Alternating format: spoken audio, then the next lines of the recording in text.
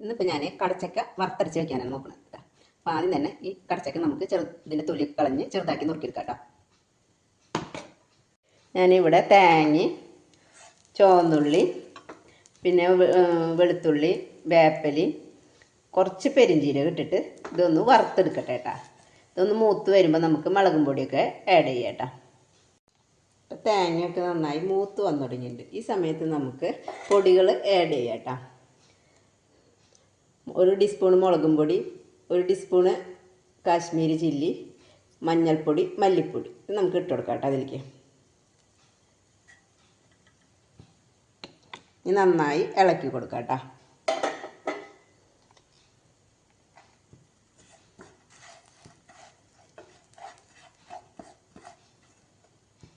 നന്നായി ഇളക്കി ഇത് നന്നായി മൂത്ത് വരണം കേട്ടോ. അതുവരെ നമുക്കിതൊന്ന് ഇളക്കി കൊടുക്കാം കേട്ടോ. തേങ്ങയൊക്കെ നന്നായി മൂത്ത് വന്നിട്ടുണ്ട് കേട്ടോ. നമുക്ക് ഓഫാക്കാം. ഇത് ചൂടാറി കഴിഞ്ഞിട്ട് നമുക്ക് മിക്സിയിൽ അരച്ചെടുക്കാം കേട്ടോ.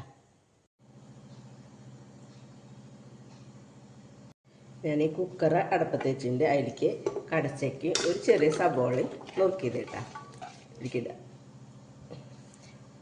ഒരു 2-3 അല്ലി വെളുത്തുള്ളി, ഒരു ചെറിയ കഷ്ണം ഇഞ്ചി ചതച്ചത് കേട്ടോ. ഒരു ചെറിയ ടീസ്പൂണ് മഞ്ഞൾപ്പൊടി, ഇതിലേക്ക് ആവശ്യമായുള്ള ഉപ്പ് കേട്ടോ.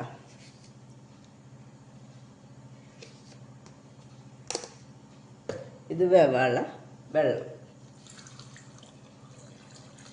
കുറച്ച് മതി. ഇതൊന്ന് ഇളക്കി കൊടുക്കാം.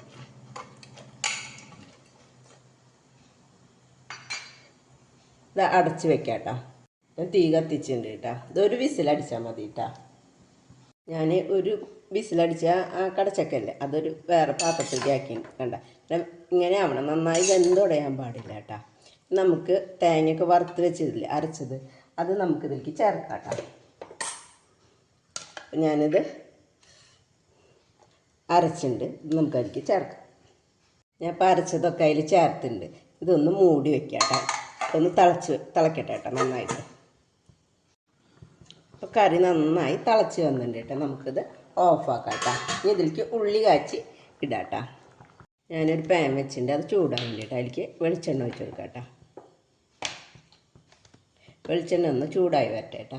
വെളിച്ചെണ്ണ ചൂടായിട്ട് അതിലേക്ക് ചുവന്നുള്ളിയും കറിവേപ്പിലയും കേട്ടോ. ഇതൊന്ന് നന്നായി മൂത്ത് വരട്ടെ കേട്ടോ. ഉള്ളിയൊക്കെ നന്നായി മൂത്ത് വന്നിട്ട് നമുക്ക് കറിയൊക്കെ ഇട്ട് കൊടുക്കാം കേട്ടോ.